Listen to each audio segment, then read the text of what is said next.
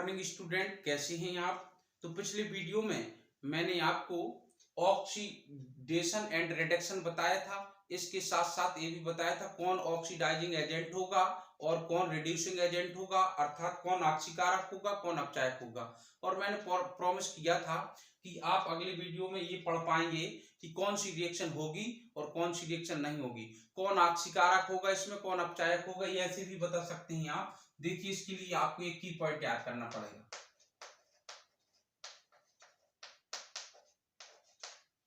ये की पॉइंट देखें, यदि किसी मॉलिक्यूल्स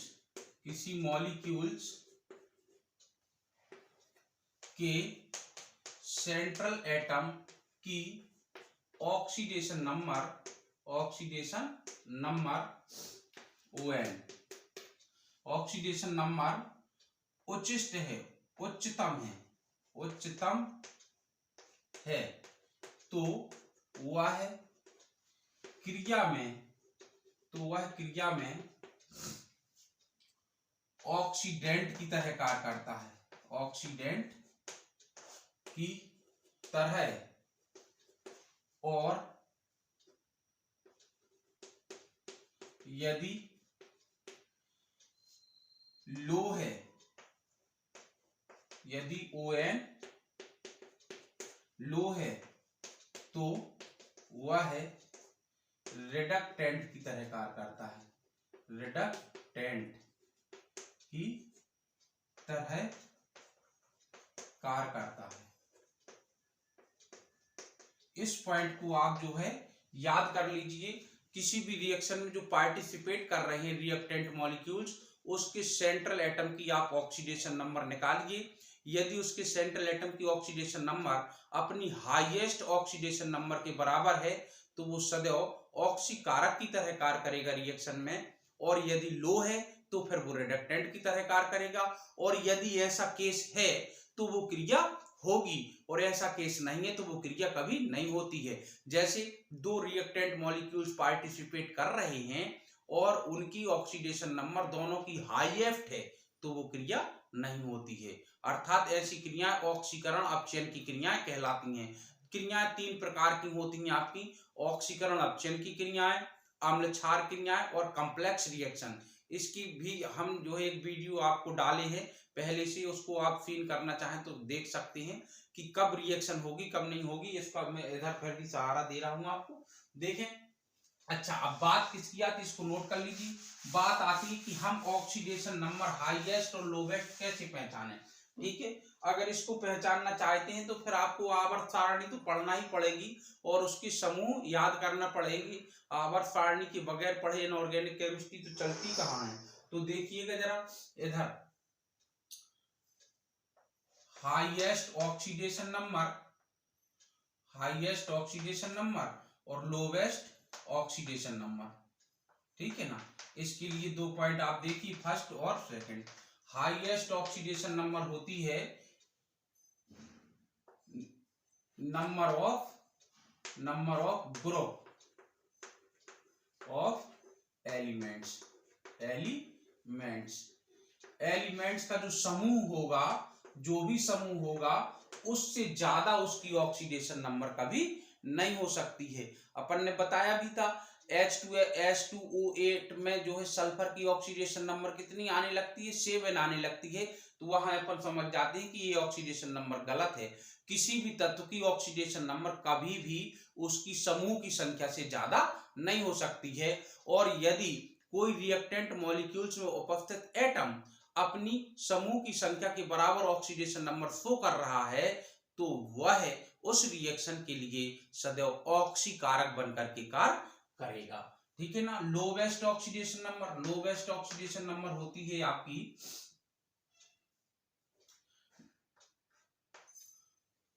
ग्रुप -8। ठीक है। अब जैसे मैं देखूं इधर, जैसे ये छठवें ग्रुप की बात ले लूं, सल्फर की बात ले लूं।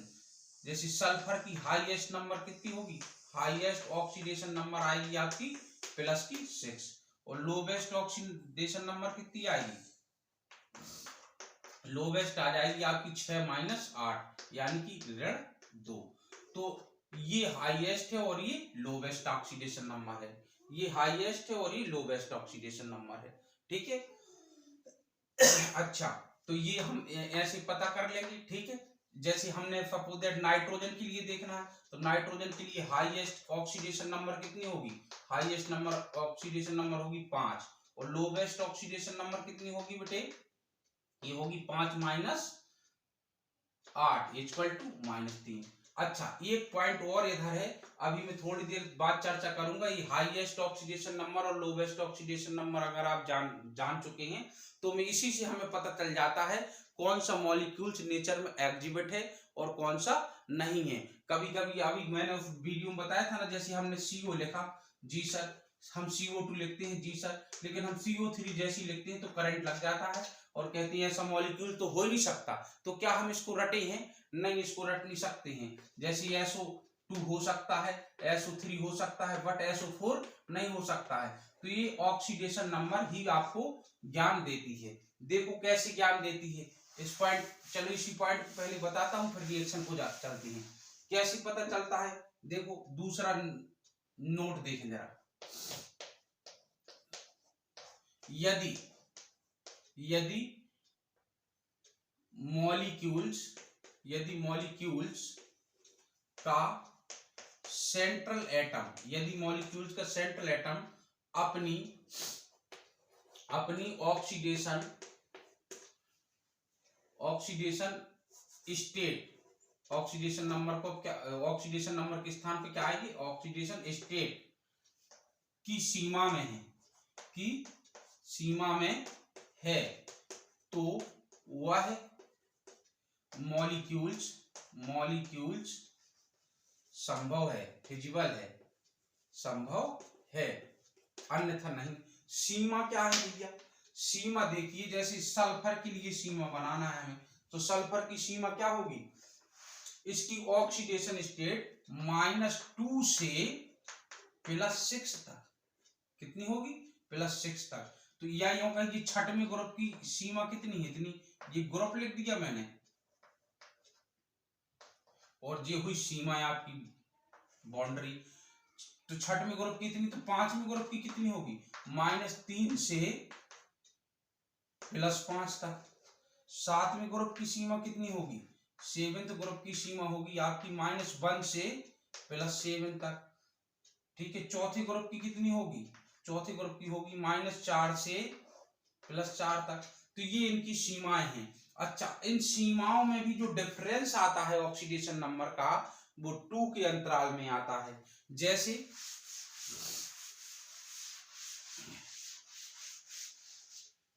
देखें, जैसे छठवें ग्रुप की अगर सीमा कितनी है, -2 से कितनी, +6 तक, तो इनकी जो ऑक्सीडेशन नंबर है, स्वीकार ऑक्सीडेशन नंबर है, वो होगी -2 के बाद कितनी, 0, यानी 2 के डिफरेंस में आएगा। 2 के बाद कितना, 0 के बाद +2 के बाद +4 के बाद +6।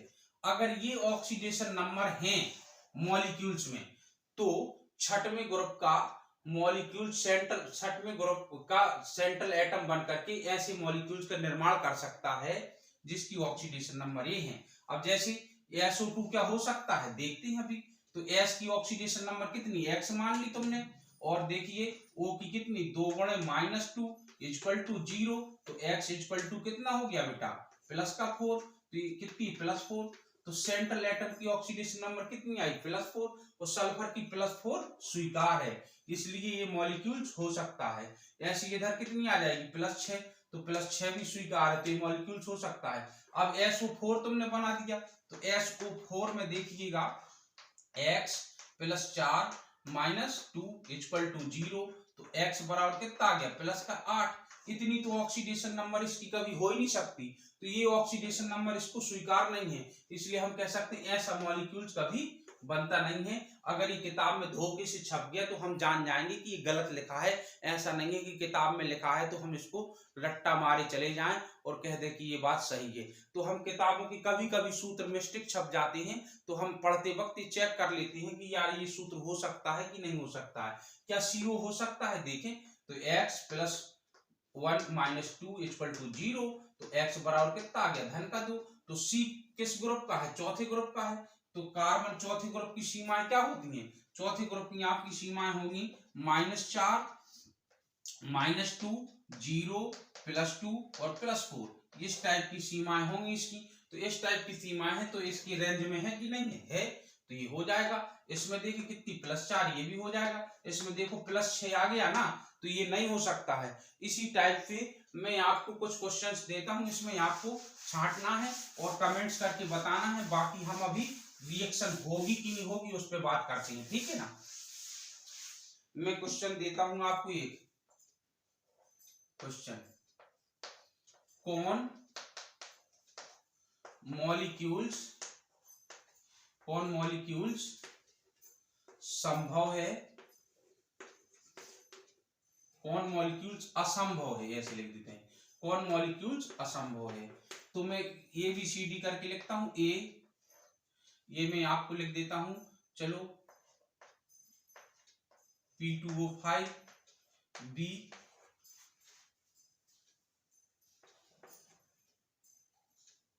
P2O6, C N2O5, डी में लिखता हूं मैं HNO2, E HNO3, फिर मैं लिखता हूं F में SiO3, फिर मैं लिखता हूं G में SiO3 डबल माइनस, फिर मैं लिख देता हूं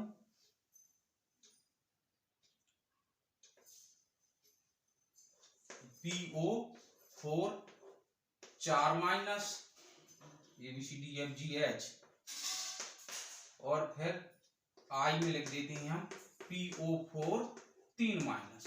चलो ऐसे देखने के लिए तो बहुत है, लेकिन आप ABCDEFGHIG में इसमें से ये छांट के बताइएगा कौन सा मॉलिक्यूल्स नहीं होगा या कौन सा आयन संभव नहीं है, ठीक है ना। तो इसमें कमेंट्स करके आप बताइएगा। अब मैं आपको बताता हूं कि कौन सी रिएक्शन होगी, कौन सी रिएक्शन नहीं होगी, ठीक है।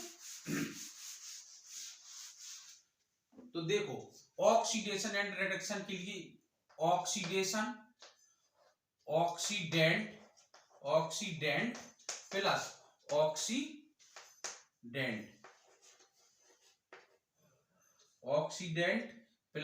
ऑक्सीडेंट, यूं कहिएगा स्ट्रॉन्ग ऑक्सीडेंट,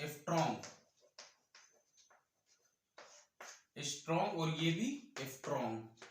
अरे सर आप एक ने एक फिर उलझन डाल देते हैं। अब ये स्ट्रॉन्ग शब्द क्या लगा दिया आपने, आइए बताते हैं, ठीक है ना। स्ट्रॉन्ग वह ऑक्सीकारक होता है जिसमें सेंट्रल एटम की ऑक्सीकरण संख्या हाईएस्ट है, तो वो स्ट्रॉन्ग है। वो अगर लोवेस्ट है तो वो स्ट्रॉन्ग नहीं है, ऑक्सीकारक हो सकता है। अगर बिल्कुल लोवेस्ट पे चला गया तो फिर वो रिड्यूसिंग एजेंट भी हो सकता है, अर्थात अपचायक भी हो सकता है। तो ये होती है सदैव नो रिएक्शन। अगर ऐसा केस है तो ये क्या होती है, नो रिएक्शन, ठीक है। इसी प्रकार से इधर हम लिख सकते हैं strong reductant plus strong reductant after reaction no reaction. इतनी सी बात आप याद कर लीजिए, सो समझ लो रिएक्शन होगी। वो अगर इधर हमने लिखा strong oxidant plus strong reductant, yes reaction होगी और बहुत अच्छी फास्ट रिएक्शन होगी। अगर वीक भी है, ये एक वीक ऑक्सीडेंट है और वीक रिडक्टेंट है तब भी होगी, लेकिन रिएक्शन की दर स्लो होगी। लेकिन यदि एक ऑक्सीडेंट एक प्रबल ऑक्सीडेंट के सामने आएगा तो रिएक्शन नहीं होगी, प्रबल रिडक्टेंट के सामने आएगा तो रिएक्शन नहीं होगी। तो देखिए अब हमें कैसे पता चले, स्ट्रॉन्ग ऑक्सीडेंट का मतलब highest oxidation number. Highest oxidation number का मतलब क्या, जो उसके तत्व की समूह की संख्या है तो वो हाईएस्ट ऑक्सीडेशन नंबर है, हाईएस्ट ऑक्सीडेशन नंबर। इसका मतलब लोवेस्ट ऑक्सीडेशन नंबर, ठीक है। देखिए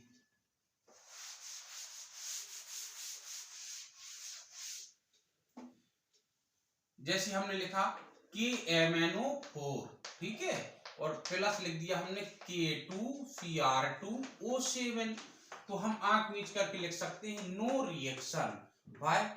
अभी चेक कर लेते हैं, इसमें कोई बड़ी बात है थोड़ी ना। आप केमिस्ट्री को सिस्टम से पढ़िए, कभी कोई दिक्कत नहीं है। केमिस्ट्री जैसा सरल विषय तो कोई होता ही नहीं है, क्योंकि जितनी संसार की घटनाएं हैं उनकी अपन को एक्सप्लेन करनी होती है केमिस्ट्री में, ठीक है ना। तो अपन को तो एक्सप्लेन करना है इसमें क्या ये रिएक्शन होगी या नहीं होगी। हम देखते हैं अभी। देखो इसका सेंट्रल एटम क्या है, Mn है। कितनी ऑक्सीडेशन नंबर बना है, +7। अगर आपको नहीं बनता है तो फिर से मैं बता देता हूं, नहीं तो वीडियो देखिए आप। +1 + x कितनी मान ली x +4 × -2 = 0, तो x बराबर कितना आ जाएगा हल करने पर +7, ठीक है। इधर देखें जरा सेंट्रल एटम क्रोमियम, इसकी कितनी +6। अब देखिए क्रोमियम किस समूह का है, छठवें ग्रुप का, तो क्या है हाईएस्ट ऑक्सीडेशन नंबर लिए बैठा कि नहीं बैठा। ये किस समूह का, 7वें का, तो हाईएस्ट ऑक्सीडेशन नंबर लिए बैठा। तो ये क्या है, स्ट्रॉन्ग ऑक्सीडेंट है, और ये स्ट्रॉन्ग ऑक्सीडेंट है। तो दो स्ट्रॉन्ग ऑक्सीडेंट आपस में क्रिया नहीं करते, इसलिए यह क्रिया नहीं होगी, ठीक है ना। कोई भी रिएक्शन आप देख लीजिए, वहां आपको पता चल जाएगा। देखो जैसे ये था तुम्हारा KMnO4 + FeCl3, हम देखते ही तुरंत हमने बोल दिया नो रिएक्शन, नो रिएक्शन, ऐसी रिएक्शन नहीं होगी। क्यों नहीं होगी, देखो +7, इधर कितना है +3, और Fe जो है दो प्रकार की ऑक्सीडेशन नंबर शो करता है। फ्री स्टेट ये जो है +3, ये कहलाता है फेरिक, क्या कहलाता है, फेरिक कंपाउंड्स में, और ये Fe++, ये कहलाता है फेरस। और जब वो किसी से क्रिया ना कर रहा हो तब 0 होती है, तो +3 और +2 शो करता है। तो ये अपनी हाईएस्ट ऑक्सीडेशन नंबर में बैठा है कि नहीं बैठा है, तो इधर ये हाईएस्ट ऑक्सीडेशन नंबर में बैठा है कि नहीं बैठा। तो बताइए जरा, ये स्ट्रॉन्ग क्या होगा, ऑक्सीकारक, और ये भी स्ट्रॉन्ग क्या होगा, ऑक्सीकारक, तो ये रिएक्शन भी नहीं होगी, ठीक है ना। इसी प्रकार से यदि मैं अगला क्वेश्चन ये कर दूं तो आप सभी क्वेश्चन को समझ जाएंगे। जैसे मैंने कह दिया K2Cr2O7 + FeCl3, तो क्या रिएक्शन होगी, नहीं होगी। अच्छा अब लेकिन मैं FeCl3 के स्थान पर सपोज दैट में फेरस लवण लिख दूं, Fe++ वाली लवण लिख दूं, ऐसी वाली लवण का मतलब जैसे फेरस क्लोराइड FeCl2,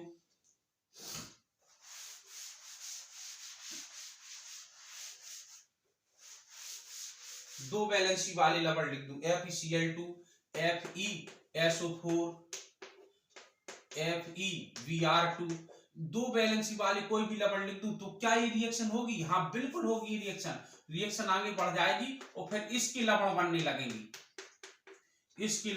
लगेंगी। अगर फेरस क्लोराइड से रिएक्शन हुई है तो फेरिक क्लोराइड बनेगा, फेरस सल्फेट से हुई है तो फेरिक सल्फेट Fe2SO4 का होल थ्राइस बनने लगेगा। अगर इसकी फेरस ब्रोमाइड से हुई है तो ये फेरिक ब्रोमाइड बनने लगेगा। तो कितना आसान है, इस टाइप से हमें पता चल जाता है कि कौन सी रिएक्शन होगी, कौन सी रिएक्शन नहीं होगी। अब मैं आपको केवल ये बताता हूं कि प्रबल ऑक्सीकारक आप छांटिए इसमें, ठीक है ना। एक सीक्वेंस देता हूं मैं, OSO4 फिर KMnO4 फिर K2Cr2O7 फिर HNO3। अगर कहीं पर आ जाता है, ये मैंने सीक्वेंस बताया, ऑक्सीकारक क्षमता का क्रम,